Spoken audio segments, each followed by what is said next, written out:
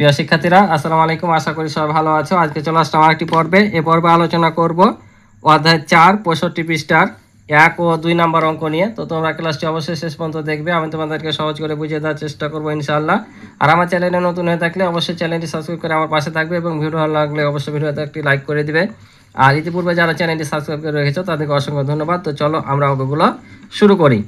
তো এখানে দেখতে পাচ্ছ লেখা আছে সঠিক উত্তরের পাশে টিক চিহ্ন দিই, অর্থাৎ এখানে 1 নম্বরে 7টি টিক চিহ্ন দেওয়া আছে, অপশন দেওয়া আছে 4টি করে, যেটা সঠিক হবে সেটাতে আমাদের টিক দিতে হবে।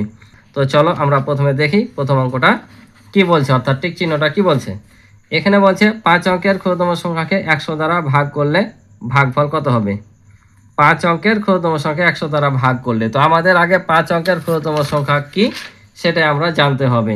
তো আমরা জানি যে সংখ্যা লেখার জন্য আমাদের কয়েকটা অঙ্ক ব্যবহার করতে হয়, সেগুলো হচ্ছে 1 2 3 এভাবে 10টা অঙ্ক ব্যবহার করতে হয় 1 থেকে 9 পর্যন্ত, এবং 0 যতগুলো সংখ্যা আছে দেখবা এই 10টা সংখ্যা দিয়েই লেখা হয়। সংখ্যা কেন বললাম, এগুলো কিন্তু নিজেও এক একটি সংখ্যা, কিন্তু আবার 0 সংখ্যা না, ঠিক আছে। 0 এককভাবে সংখ্যা হতে পারে না, কারণ এককভাবে 0 দাম থাকে না।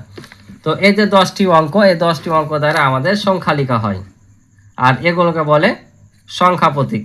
এই 0 থেকে 9 পর্যন্ত, অর্থাৎ 0 1 2 3 4 5 6 7 8 9, এই যে 10টা এখানে অঙ্ক আছে এগুলোকে বলে সংখ্যা প্রতীক। তাহলে সংখ্যা প্রতীক কয়টি?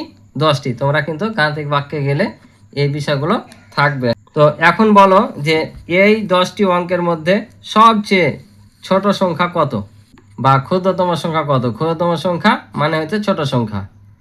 তো এখন তোমরা বলতে পারো যে 0 হচ্ছে সবচাইতে ছোট, তাই কি না? কিন্তু আমি প্রথমে বললাম 0 সার্থক অঙ্ক না, কারণ 0 এককভাবে কোনো সংখ্যা গঠন করতে পারে না। তাহলে এই 9টার মধ্যে কোনটা সবচাইতে ছোট? এটা সবচাইতে ছোট। তাহলে যখন আমাদের যত অঙ্কের বলবে তত অঙ্কের ক্ষুদ্রতম লেখার সময় আমরা প্রথমে 1 দেব, তারপর যত অঙ্কের বলবে তার চাইতে একটা 0 কম দিয়ে আমরা গঠন করব। তো কিভাবে? এখানে 5 অঙ্কের বলেছে, তা আমরা প্রথমে 1 নিলাম। তারপরে 5টা অঙ্ক করতে গেলে আমাদের এখন কয়টা 0 দরকার? 4টা না? 1 2 3 4। তাহলে দেখো টোটাল অঙ্ক হলো কয়টা? 1 2 3 4 5টা। তাই বললাম যে যত অঙ্কের বলবে একটা 0 কম নেব। কেন? কারণ আমরা 1 নিয়েছি। এখন তোমাদের প্রশ্ন আসতে পারে, যদি 0 সংখ্যা গঠন না করতে পারে, আমরা যত অঙ্কের বলবে তত প্রথমে 1 নিলাম, তো সবগুলো কেন 1 নিলাম না? কারণ 0 এককভাবে সার্থক অঙ্ক না, ঠিকই, কিন্তু কোনো সংখ্যার পরে তো 0 দাম আছে, তাই না? যখন আমরা 1-এর পরে 0 লাগাচ্ছি তখন মানে এটা 10 হচ্ছে, আবার যখন একটা 0 দিচ্ছি তখন 100 হচ্ছে। অর্থাৎ যে কোনো সংখ্যার পরে 0-এর দাম আছে, কিন্তু আমরা যদি এখানে 1000টা 0 দিই তারপরে কোনো দাম নাই, আমরা 100ই বলবো, ঠিক আছে। ওই জন্য সামনে দাম নাই, পরে দাম আছে। তাই আমরা যখন ক্ষুদ্রতম সংখ্যা গঠন করব, যত অঙ্কের বলবে প্রথমে 1 দিয়ে পরেরগুলো 0 দিয়ে পূরণ করবো, ঠিক আছে। তাহলে এখন বলেছে এখানে 5 অঙ্কের ক্ষুদ্রতম সংখ্যাকে 100 দ্বারা ভাগ করলে কত হবে। তাহলে 5 অঙ্কের ক্ষুদ্রতম সংখ্যা পেলাম এটা 10,000। একে যদি আমরা এখন 100 দ্বারা ভাগ করি কি হবে? তাহলে আমরা যখন 100 দ্বারা ভাগ করব, যতগুলো এখানে 0 মিলবে বাদ দিয়ে দাও, তাহলে থাকছে কত? 100। তাহলে এই যে 100 হবে উত্তর। বুঝতে পারছো? যতগুলো 0 থাকবে 0 কাটিয়ে দেবো। আর যদি এখানে 0 না থাকতো, কথার কথা, যদি আমরা এরকম একটা সংখ্যাকে 100 দ্বারা ভাগ করতাম তখন কি হতো? তখন এই যে এখানে 0 থাকার কারণে যতগুলো 0 থাকবে আমরা এখানে একটা দশমিক ধরে দশমিকটা এদিকে ততক্ষণ নিয়ে আসবো। 2টা 0 আছে, এখানে 2টা 0 দিব, তাহলে এইরকম হতো সংখ্যাটা তখন, ঠিক আছে। এখন আমাদের যেহেতু এখানে 0 আছে, তাই যেটা 0 আছে বাদ দিয়ে দিলাম। তোমরা ভাগ করলে দেখতে পাবা 100 আসছে, তাহলে আমাদের এখানে হবে 100 উত্তর। বুঝতে পারছো? তো ভাগটা করলে কীভাবে হবে দেখো, একই। তাহলে আমরা 3 ঘর পর্যন্ত নেব, 3টা সংখ্যা আছে, তাহলে 100-কে 100, বাকি থাকলো কয়টা 0? এ 2টা না, এই 2টা 0 উঠে দেবো, তাহলে ঘুরে ঘুরে 100 উত্তর হচ্ছে আমাদের। তাহলে এটা পাইলাম। আবার বলছে এত সমান কত, এ ভাগটিতে ভাগশেষ কত হবে। ভাগশেষ কত? তাহলে এখানে কিন্তু আমাদের একটু করে দেখতে হবে, ঠিক আছে। বা তোমরা যদি না করো করে, তাহলে আমি বললাম না যে সহজ টেকনিক শিখাবো, তো এটা তোমরা ওই সহজ টেকনিক করতে পারো। কিভাবে? তোমরা যখন কোনো সংখ্যাকে 100 দ্বারা ভাগ করবা, এখানে যতগুলো 0 থাকবে জানবা যে তত অঙ্ক শেষে ভাগশেষ থাকবে। তো কি বললাম, এখানে যতগুলো 0 থাকবে তত অঙ্ক ভাগশেষ থাকবে। অর্থাৎ এখানে জয়টা শূন্য থাকবে, তয় ঘরের নিচে ডান দিক থেকে দাগ দিবা, আর যত ঘর পাবা তত ঘরই হচ্ছে ভাগশেষ।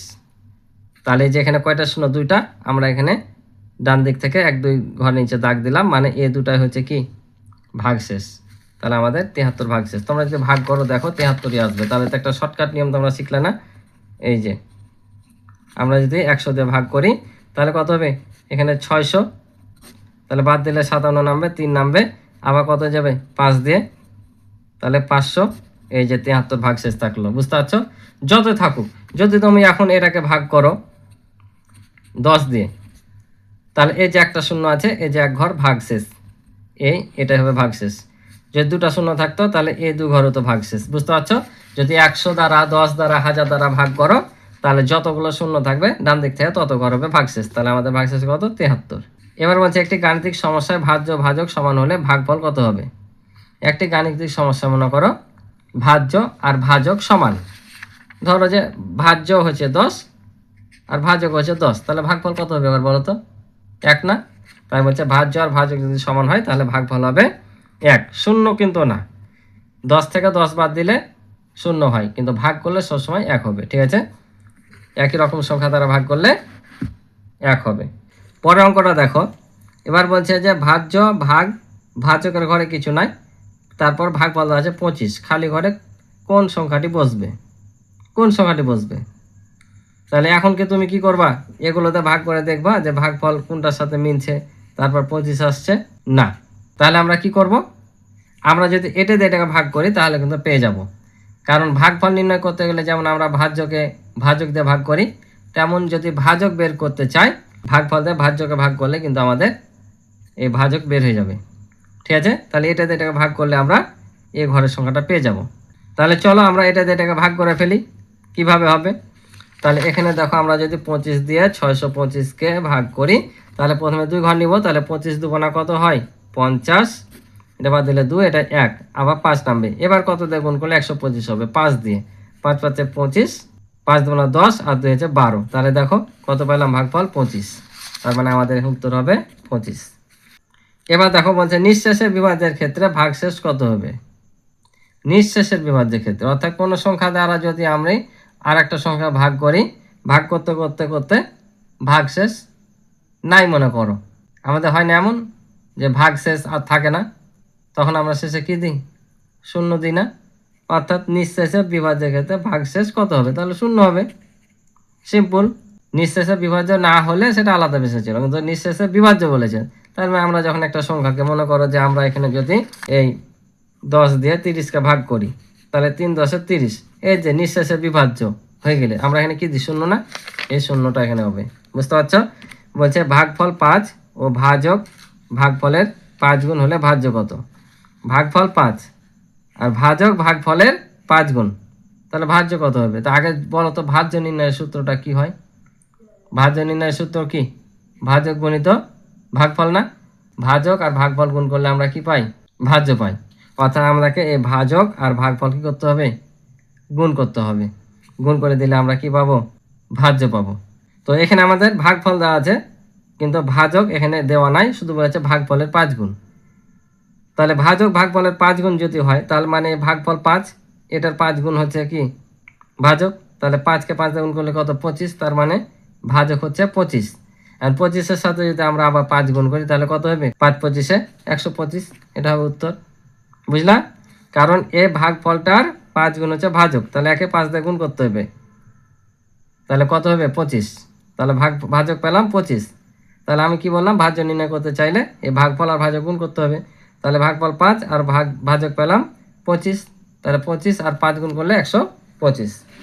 বলছে এতকে কোন সংখ্যা দিয়ে ভাগ করলে ভাগফল 17 হবে। এতকে কোন সংখ্যা দিয়ে ভাগ করলে ভাগফল এত হবে। এটা হচ্ছে এই অঙ্কের মতোই, এটা যেমন এটাতে ভাগ করলাম দিয়ে এটা পাইলাম, এটাও তাই করতে হবে।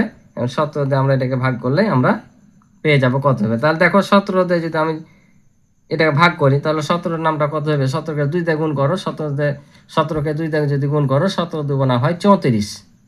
তাহলে 2 দিয়ে গুণ করলে 34 পেয়ে যাচ্ছি, আর এই শূন্যটা থাকছে, তার মানে কত হবে 20, অর্থাৎ 20। তোমরা ভাগ করবা এটা দিয়ে, এটাকে 20 আসবে।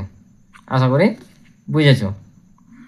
তো এবার দেখো এই অঙ্কগুলো, তো এগুলো বলছে কি, বলছে নিচের প্রশ্নগুলোর উত্তর দিই, অর্থাৎ এগুলো সংক্ষিপ্ত প্রশ্ন যেগুলো তোমাদের সংক্ষেপে উত্তর লিখতে বলবে সেগুলো। তো দেখো এখানে বলছে ভাগশেষ না থাকলে ভাজ্য নির্ণয়ের সূত্র কি। ভাগশেষ না থাকলে, তো এই অধ্যায়টা হচ্ছে তোমাদের ভাগফল অর্থাৎ ভাগের অঙ্ক। তো আমি তোমাদেরকে এখানে কিছু সূত্র দেখাচ্ছি, এই সূত্রগুলো তোমরা মুখস্থ করে রাখবে, ঠিক আছে। এই যে তোমরা সূত্রগুলো এখানে দেখে নিবা, যেগুলো হচ্ছে ভাগের সূত্র।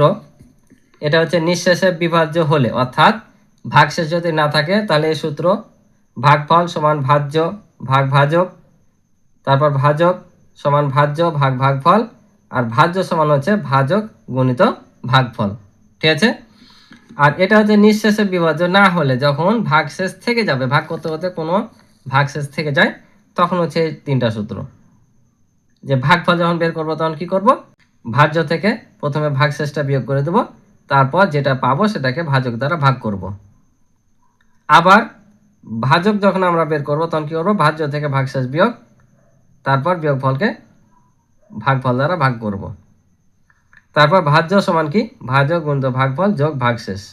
তাহলে দেখো এটা আর এটা কোনো ব্যবধান পাচ্ছ কি, একই সূত্র, শুধু যখন ভাগশেষ থেকে যাচ্ছে। এই যে দেখো এই দুটো সূত্র আমরা লিখেছিলাম, আমরা প্রথমে কি করছি, ভাজ্য থেকে ভাগশেষটা শুধু বিয়োগ করে দিছি, আর এই দুটা দিয়ে কিন্তু ভাগ করছি। আর এটার বেলায় কি করছি, আমরা শুধু এখানে ভাগশেষটা যোগ করে দিচ্ছি, একই সূত্র।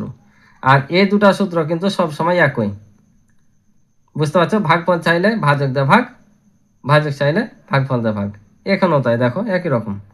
যখন ভাগফল চাইছে তখন ভাগশেষ বিয়োগ করে ভাজক দা ভাগ, ভাজক যখন চাইছে ভাগশেষ বিয়োগ করে ভাগফল দা ভাগ, বুঝতে পারছো। এই সূত্রটা অবশ্যই মুখস্থ রাখবা তোমাদের টিক চিহ্নের জন্য, অথবা এই যে ছোট প্রশ্ন দেখছো আসছে, যেমন এখানে বলে দিয়েছে দেখো যে ভাগশেষ না থাকলে ভাজ্য নির্ণয়ের সূত্র। তাহলে ভাগশেষ যদি না থাকে তাহলে ভাজ্য নির্ণয়ের সূত্র কোনটা হবে, ভাগশেষ যদি না থাকে মানে ভাগশেষ নাই, তাহলে কোনটা, এই যে নিঃশেষে বিভাজ্য হলে এটার ক্ষেত্রে পড়বে, অর্থাৎ ভাগশেষ থাকবে না। তাহলে এখন তুমি বলো ভাজ্য নির্ণয়ের সূত্র কোনটা, খুঁজো। তাহলে এটা এই যে ভাজ্য নির্ণয়ের সূত্র হচ্ছে যে কি, ভাজ্য গুণিত ভাগফল, এটা লিখলেই হয়ে যাবে। তো এগুলো অবশ্যই মুখস্থ রাখবা, ঠিক আছে। তাহলে চলো তারপরে তোমাদের আমি আবার এখানে সবগুলো লিখে দিই। তাহলে এটা সূত্র কীভাবে বললাম, যে ভাজ্য সমান ভাজক গুণিত ভাগফল। তাহলে দেখো কিভাবে লিখবা, আমি লেখার স্টাইলটা দেখে দিলাম, যে ভাগশেষ না থাকলে ভাজ্য নির্ণয়ের সূত্র ভাজ্য সমান ভাজক গুণিত ভাগফল, ঠিক আছে। আশা করি বুঝছো। তো এবারে আমরা 2 নাম্বার দেখবো। 2 নাম্বার কি বলছে, 2 নাম্বার বলছে 240-কে কোন সংখ্যা দিয়ে ভাগ করলে ভাগফল 12 হবে। 240-কে কোন সংখ্যা দিয়ে ভাগ করলে ভাগফল 12 হবে। তার মানে এখানে আমাদের কি চেয়েছে, ভাজক চেয়েছে, যে এত কে কোন সংখ্যা দিয়ে ভাগ করলে। তো এখানে আরেকটা জিনিস বুঝে নাও, যে সংখ্যাকে আমরা ভাগ করি সেটাকে বলে ভাজ্য, যে সংখ্যাকে আমরা ভাগ করি সেটাকে বলে ভাজ্য, আর যে সংখ্যা দিয়ে ভাগ করা হয় সেটাকে বলে ভাজক। আর ভাগ করে যেটা পাই সেটা হচ্ছে ভাগফল, আর ভাগ করতে হতে যেটা বাকি থাকে সেটা হচ্ছে ভাগশেষ। তাহলে এখানে দেখো বলছে এতকে কোন সংখ্যা দিয়ে ভাগ করলে, তাহলে যে সংখ্যা দিয়ে আমরা ভাগ করি সেটা ভাজক, তার মানে আমাদের ভাজক চেয়েছে। তো ভাজক নির্ণয়ের সূত্র কি, তোমরা তো দেখলা যে ভাজ্য ভাগ হচ্ছে ভাগফল। তাহলে আমরা এটাকে ভাগ করলে পেয়ে যাব। তো কিভাবে করবা দেখে দিই। তাহলে দেখো আমরা লিখে নিলাম যে এখানে ভাজ্য, তাহলে এটাকে ভাগ করব, তাই এটা ভাজ্য 240, ভাজক হট চিহ্ন, অর্থাৎ এটা আমাদের বের করতে হবে মান, আর ভাগফল হচ্ছে 12, এটা কিন্তু জিজ্ঞাসা চিহ্ন, ঠিক আছে। এটা ভাজক বের করতে হবে তাই দিয়ে রেখেছি, আর ভাগফল 12 দেওয়া আছে। তাহলে ভাজক নির্ণয় সূত্র কি, ভাজ্য ভাগ ভাগফল। তাহলে ভাজ্য কত, 240 ভাগ হচ্ছে ভাজক 12। এখন এটাতে আমরা যদি ভাগ করি তাহলে দেখো 12 দুগুণা কত হয় 24, আর শূন্যটা চলে আসবে, তাহলে উত্তর হচ্ছে 20। অর্থাৎ 20 দিয়ে যদি আমরা একটা ভাগ করি তাহলে ভাগফল পাবো 12, বুঝতে পারছো। এটা মুখোমুখি করতাম ঠিক চিহ্ন হলে, যেহেতু এটা সংক্ষিপ্ত প্রশ্ন তোমাদের কিন্তু উত্তর সংক্ষেপে বসালে হবে না, করে দেখাতে হবে, ঠিক আছে। এবার 3 নম্বর বলছে দেখো 500 টাকার একটি নোট দিয়ে এত টাকা মূল্যের কয়টি রং পেন্সিল কেনা যাবে। 500 টাকার নোট দিয়ে 25 টাকা মূল্যের কয়টি রং পেন্সিল কেনা যাবে। তাহলে আমরা যদি এই 25 দিয়ে এটাকে সরাসরি ভাগ করে দিই তাহলে কি পাবো, কয়টি নোট পাবো পেয়ে যাব, ঠিক আছে। তো চলো করে ফেলি। তাহলে দেখো আমরা লিখে নিলাম যে 25 টাকায় কেনা যায় একটি রং পেন্সিল। কেন? কারণ এই যে 25 টাকা মূল্যের কয়টি রং পেন্সিল কেনা যাবে? 25 টাকা মূল্যের, মানে একটি রং পেন্সিলের দাম 25 টাকা। তাই 25 টাকায় কেনা যায় একটি রং পেন্সিল, অর্থাৎ 500 টাকা কেনা যায়। তাহলে 25 দিয়ে আমরা 500কে ভাগ করলে পেয়ে যাব। তাহলে মনে করো এই শূন্যটা নাই, তাহলে 25 দুগুণা কত হয়? 50 না? অর্থাৎ 25কে 2 দিয়ে গুণ করলে 50 হয়, তাহলে 2 আর এই শূন্যটা নিয়ে যাবে। অর্থাৎ 20টি রং পেন্সিল কি পাওয়া যাবে? 500 টাকাতে পাওয়া যাবে। বুঝতে পারছো? এটা হচ্ছে উত্তর। এবার 4 নাম্বার বলছে একটি বাক্সে 20টি পুশপিন থাকলে 400টি পুশপিনের জন্য কতটি বাক্স লাগবে? তাহলে এটাও কি করতে হবে? আমরা যদি এটা ভাগ করে দিই তাহলে বাক্সের সংখ্যা পেয়ে যাব। তো করে ফেলি। তাহলে দেখো আমরা লিখলাম যে 20টি পুশপিনের জন্য বাক্স লাগবে একটি, কারণ একটি পুশপিন রাখার জন্য বাক্স লাগছে কয়টি? একটি। এই যে একটি বাক্সে 20টি পুশপিন থাকলে, মানে 20টি পুশপিনের জন্য বাক্স প্রয়োজন একটি, অতএব 400টি পুশপিনের জন্য লাগবে। তাহলে 400 ভাগ হচ্ছে 20। এগুলো কিন্তু একবারে সহজ, ঠিক আছে? কারণ আবারও ভাবো এই শূন্যটা নাই, একটা শূন্য নাই, তাহলে 20কে 2 দিয়ে গুণ করলে কত হয়? 20 দুগুণা 40, আর এই শূন্যটা নিয়ে যাবে 20টি। সবই কিন্তু 20 উত্তর আসছে। বুঝতে পারলাম? কারণ আমরা যদি 20 দিয়ে 40কে ভাগ করি আর 20কে 2 দিয়ে গুণ করলে 20 দুগুণা 40 হয়, আর এই যে একটা শূন্য শেষে নামবে, তো শূন্যটা উঠে যায় থাকলে শেষে, তাহলে 20টি। এবার 5 নম্বর বলছে এক হালি ডিমের দাম 40 টাকা হলে 9টি ডিমের দাম কত? এক হালি ডিমের দাম, আর এখানে 9টি ডিমের দাম চাইছে। তাহলে আমরা জানি এক হালি সমান কয়টি? 4টি। তাহলে 4টি ডিমের দাম কত? 40 টাকা। তাহলে আমাদের 9টি ডিমের দাম বের করতে হবে। তাহলে আমাদের আগে কি করতে হবে? একটি ডিমের দাম বের করে ওই একটি ডিমের দামকে 9 দিয়ে গুণ করলে আমরা কি পাবো? আমরা 9টি ডিমের দাম পেয়ে যাব। তো করি, বুঝতে পারবা। তাহলে দেখো লিখলাম যে আমরা জানি এক হালি সমান 4টি। তাহলে এক হালি ডিমের দাম 40 টাকা, তার মানে কি 4টি ডিমের দামও 40 টাকা। তাহলে আমরা লিখবো যে 4টি ডিমের দাম 40 টাকা। অতএব একটি ডিমের দাম কি কম হবে না? তো কম হলে কি করতে হয়? ভাগ করতে হয়। তাহলে আমরা এটা 4 দিয়ে ভাগ করে দেবো। তাহলে কত পাবো? 4 10 40। তাহলে একটি ডিমের দাম পেলাম 10 টাকা। এবার কয়টির দাম বের করবো? 9টি। অতএব 9টি ডিমের দাম। তাহলে ওখানে কি বেশি হবে না? বেশি হলে কি করতে হয়? গুণ। তাহলে 10 গুণিত 9 সমান সমান হচ্ছে 90 টাকা। তাহলে 9টি ডিমের দাম 90 টাকা। এক হালি ডিমের দাম 40 টাকা হলে 9টি ডিমের দাম কত? 90 টাকা। আর এটা হচ্ছে উত্তর। আশা করি বুঝেছো। তো আজকে এ পর্যন্ত ছিল এ পর্বে অঙ্ক। তো ক্লাসটি ভালো লাগলে অবশ্যই একটি লাইক করে দেবে। তো দেখা হবে পরবর্তী নতুন পর্বে। আজকে এ পর্যন্ত। ভালো থাকো, সুস্থ থাকো। আল্লাহ হাফেজ।